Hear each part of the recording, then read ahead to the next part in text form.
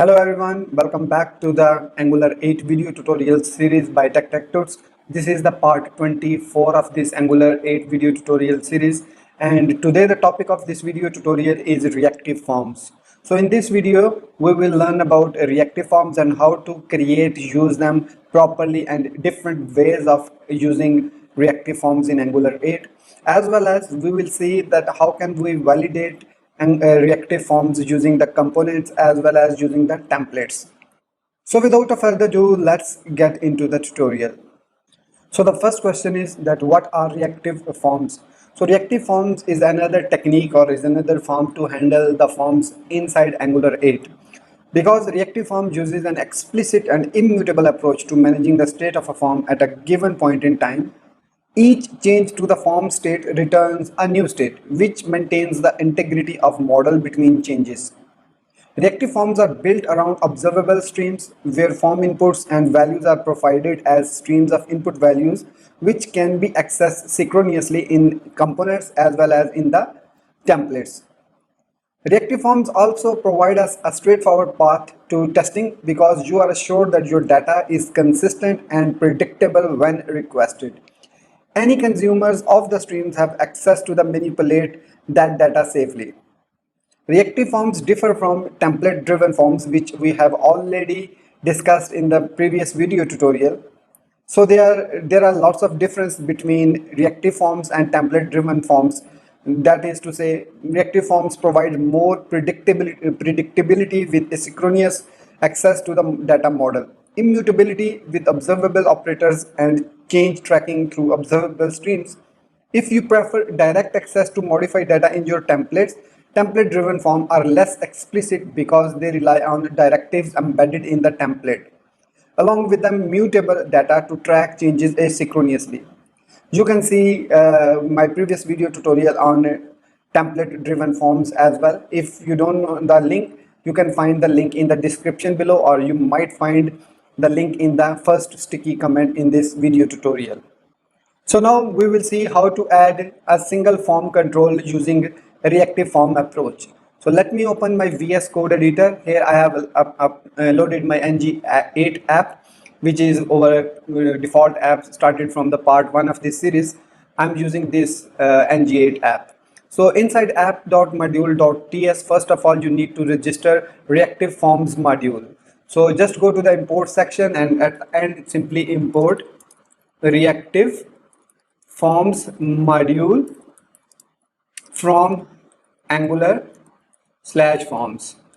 After importing this reactive forms module, you simply need to import it inside imports array key value ng inside your ng module.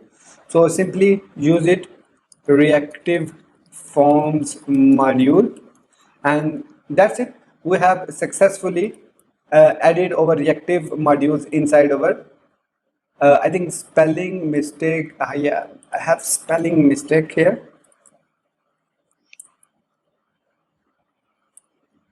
So now it's fine. We have successfully imported our reactive forms module and registered it inside our app. Now I will go to the home component which we have created here, and inside home component.ts file, I will import here some of the important components of reactive forms, and then we will use them step by step. So I will import first of all form control. Next we might need form group. Then we need form array, then form builder, and at last but not least validators from @angular/forms. So let me give you some introduction to these components of reactive forms. With the help of form controls, we can register new controls which we will display in the template, and then in the form group we can group multiple components in one section. Then in the form array, we use form array to dynamically add components inside our forms. Then we have a form builder which combines all these three properties to all these three methods to create forms for you. And the last one is validators. Validators we use to validate our inputs from the forms so that we can know that what user has been typing and what kind of output he will get in the form of errors or in the form of success. So we use this validator method. So first of all, we learn how to use this form control. So there are different ways to use this form control. First of all, we need to create a variable here. So I will create, for example, name variable, and I will assign it new form control. And by default, it accepts an empty string, or you can pass any value in it so that it will be displayed in the template. So we have successfully created our first reactive form control. So now how to use this inside the template. So let me go to the template, and here inside home works, I will simply use a label and I will say name, and then inside input, I will add type is equal to text. Let me zoom in a little bit. So input type is text, and then I will say form control. We will bind it with the name property. So this name property is basically using this name property we have created here. So what we are doing here, we are assigning form control or binding. Because we are using the square bracket, it means we are binding this name property with form control, and after that we simply close this form. That's it.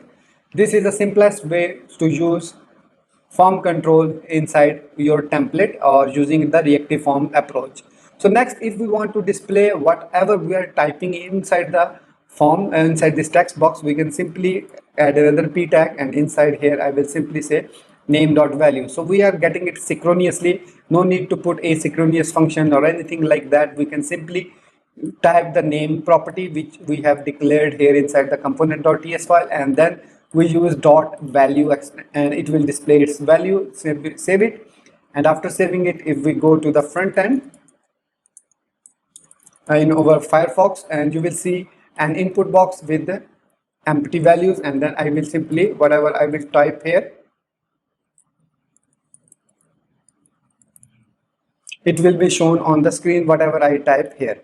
So this is how we create controls, and you can create multiple controls here inside this component.ts file, and then use them inside here, inside your component, inside your template. So this is the simplest possible way. Now, how can we change the values from inside this component, inside these controls? There are different ways. The first way is simply you need to pass here any value. For example, I say Pakistan, and when I saved it, and then inside our template, it will automatically show us Pakistan. As you can see, it's written here, as well as it's outputting it on the p tag. So this is how we simply assign the values in this first parameter. Or we have another function which is set value. So how can we use the set value? For example, I have a function named set name, and inside this set name, I will simply say this dot name dot set value, and inside value I will say Pakistan, and inside here I will simply remove this, make it empty string. So now this set name we will call with a button. So let's go to the template, and here inside I will create a br tag, and then I will create a button. Button will say update, and inside update I will use click function. Click is equal to on what we have given it name, set name. So set name function we will call. So this set value function will pass the value to this controls value property, and it will be shown on the front end. So let's go to the template. So you see there is nothing displayed inside this text box, and as soon as I hit the update button, it will pass the value to that control, as well as it will be displaying on the p tag as well. So this way, if for some reason you are getting data from any external API, then you can set those values using this set value parameter, set value method, and passing it to the any value will be updated by the value of that form control value property. So this is updated the value property of this control. So this is the simplest possible way of adding controls inside Angular 8 using reactive forms. So the next approach is a little bit tricky or a little bit complicated, which is using form group. So with the help of form group, we can group different controls in one container, and then we can use them in one form, or we can use them in multiple forms. So how to use this? Simply you need to create a form group. For example, I will create a user form is equal to new form group. And then I will pass all the control as an object inside this form group by doing this, like name colon new form control. Same goes for example name, and the other thing I will add here address new form control. So these two controls has been grouped in this user form variable. So now we cannot access them with using this set value or this name property. So I will remove this one, as well as from the template I will remove this click function as well. Now to add these kinds of form inside this template, first of all we need the form. We cannot do that without forms. So I will create here a form. We don't need an action, and inside this form we will add this form as a name. So first of all we need another function ng submit is equal to on submit, so that we will call the on submit whenever we will click on the submit function. So this form control now we need to add inside the form as well.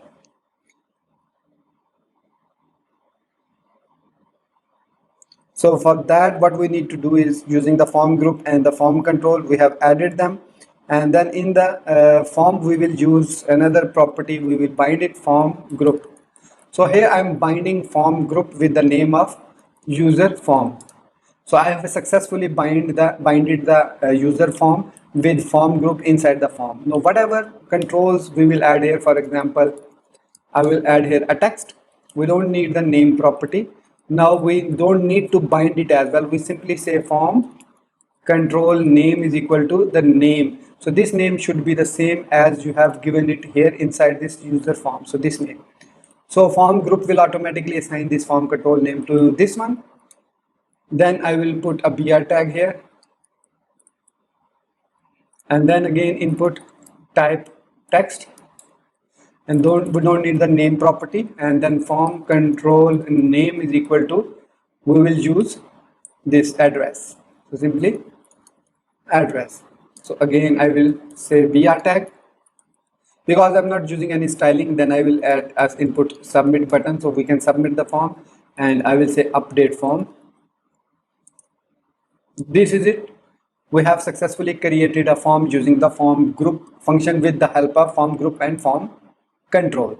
So how to use this one? So ng submit, when we submit this form, it will call a function on submit. So inside your component.ts file, create a function called on submit, and simply you need to say console.log this.user form, and if you need all the components like these two properties, then you simply say dot value.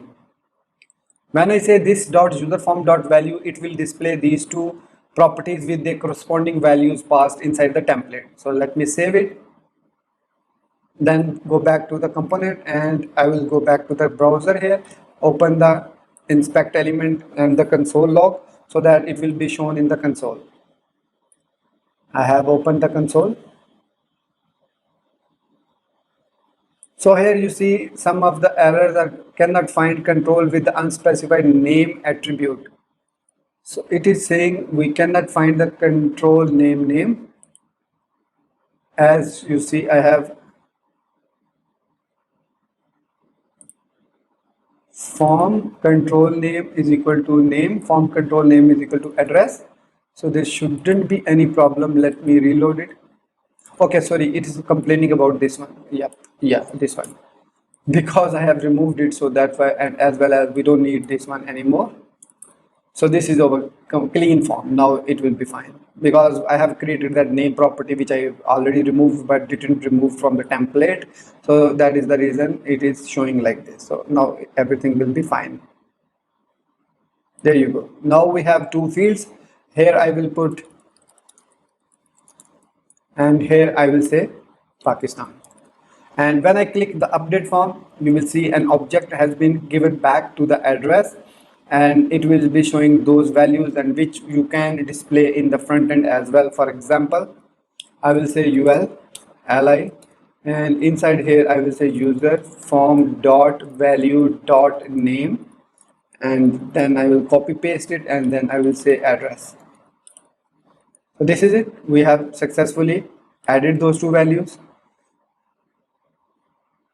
So as soon as I type something here, it's updating the forms, you see. And when I click the update form, it will be shown in the console as well. So this is how you group the form elements, and you simply bind form group with your form, and then you can name them any controls inside this within this what you call the input tags, and you can use their name properly. Make sure you are using these name properties from these components. So this is the second way of creating Angular 8 reactive forms using form group. Now let's see how can we use these form groups to create nested forms. Nested form means forms within the form or group within the group. So for example, if I want to break down this address into multiple fields, for like new, I will say new form group. And then again inside this form group, I will pass address will be city, new form control, country, new form control. So I have created two nested forms. One is only having the name property, the other one having address. Furthermore, this address contains city and country. So if I go to the template, now I need to add this country and as well as this. We don't have this address anymore. So what I will do, I will create a separate p tag here. And inside this p or div or any element I will use, I will say form group name. This time I'm saying form group name, and I will give it the name address. And inside this p tag, now I will create my forms elements which contain city and country. So this form control name is city, and this form control name is country. Okay, so now we cannot access directly address. We can address city, comma, user form value dot address dot country. So this is how we can now access them. Let's go to the browser, reload it. Everything is fine now.